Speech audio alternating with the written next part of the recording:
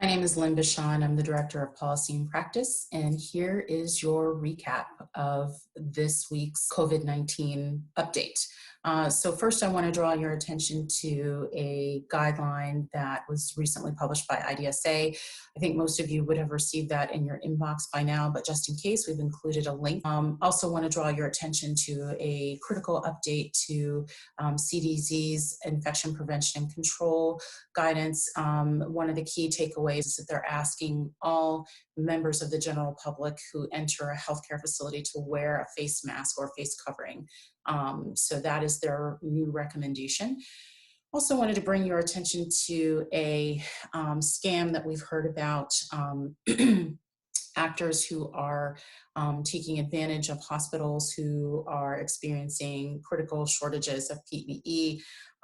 These folks are claiming to be able to source PPE, but are demanding payment either in partial or in full upfront, but then unfortunately don't follow through on those orders. And we know that hospitals have been scammed out of thousands and thousands of dollars they would be needing for critical PPE shortages. So the message that has been communicated back to us from our colleagues in the healthcare supply chain industry is to please vet all of your vendors and folks who are claiming to be able to provide this PPE. We know that that is difficult under the circumstances, and that hospitals are just doing what they feel they need to do in order to get PPE to keep their healthcare workers and patients safe. But we wanted to make sure that you were aware that unfortunately those things are happening out there.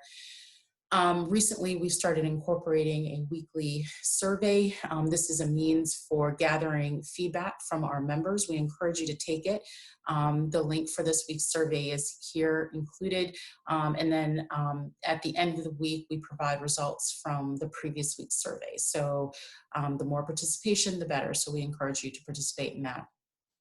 Of course, we have all of the requisite updates and new guidance, news, information from federal agencies. So take a look at that. And don't forget to take a look at our prevention check training program information and links included here.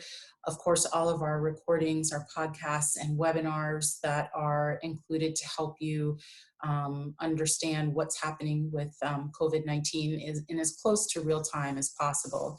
Also want to draw your attention to a new training for a new module that has been developed in NHSN. I understand this module is used to collect information about capacity, both hospital and workforce capacity for COVID-19. So that training is scheduled to take place April 14th.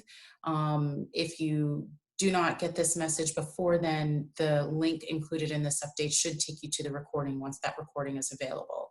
And of course, all of our trade press information that you may find helpful, and also a summary of a multi-stakeholder meeting that I participated in last week will give you a sense of some of the challenges that other organizations have been expressing and sharing with us as well. So that's your recap, and thanks for reading this summary, and we'll be back in touch.